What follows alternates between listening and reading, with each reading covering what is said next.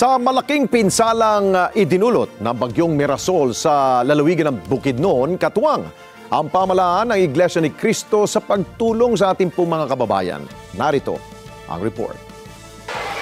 Ang gymnasium ng Valencia City ang nagsisilbing pansamantalang tuluyan ngayon ng 409 na individual mula sa 140 na pamilya na naapektuhan ng flash flood dulot ng bagyong Mirasol. Dito rin isinagawa ang lingap sa mamamayan ng Iglesia ni Cristo upang mahatiran ng tulong ang mga nasalanta ng matinding pagbaha. Bago pa man ang malawakang paglingap na ito, may mga agarang tulong na inihatid na sa mga nangangailangan. Nang ito po ay naiparating namin sa ating pong pamamahala sa kapatid na Eduardo Manalo, agad naman po na tinugunan ng ating pamamahala na makapagsagawa po dito sa bayang ito ng lingap sa mamamayan. Isa si Ricky Carbon sa mga evacuees sa Valencia City Gymnasium and Cultural Center. Kaya nga, hindi ko ma-explain talaga yung sa bahay namin. Talagang wasak na wasak talaga lahat.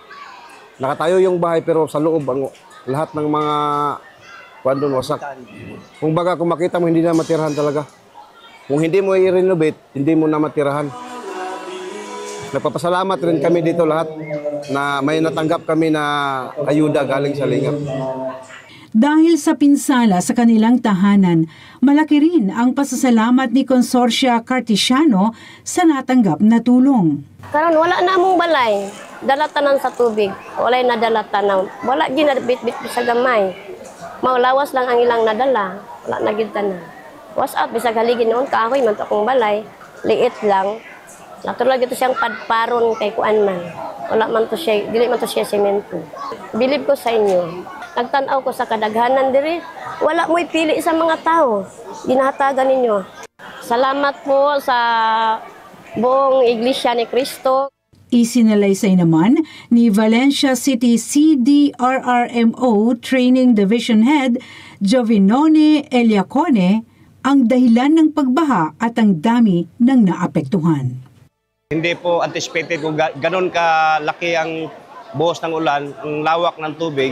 Napasama yung mga debris katulad ng mga malalaking puno ng kahoy at saka yung mga kahoy na yun nagiging obstruction sa ating spillway. Yung obstructed yung spillway natin, ang tubig natin ay lumipat ng pumunta sa mga kabahayan po. Kaya nabahaan yung mga bahay, pati na yung mga sasakyan inanod. Based on our record, mayroon tayong 2,623 families affected. At sa ngayon po, mayroon tayong 100 plus na evacuees nandito sa ating city gymnasium.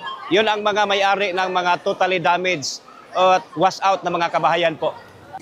Bilang pagkalinga ng Iglesia ni Cristo sa pangunguna ng tagapamahalang pangkalahatan, ang kapatid na Eduardo V. Manalo, ipinagkaloob ang cash assistance sa ilan sa mga labis na naapektuhan, partikular na sa mga nawalan ng tahanan at kabuhayan. Malaki ang pasasalamat ng mag-asawang sina Juanito at Meraluna sa kanilang natanggap na tulong. Marami-raming pong salamat kapatid Eduardo B. Manalo sa tulong mo sa aming pamilya. Laila Tumanan para sa Mata ng Agila, matatag, matapang, matapat.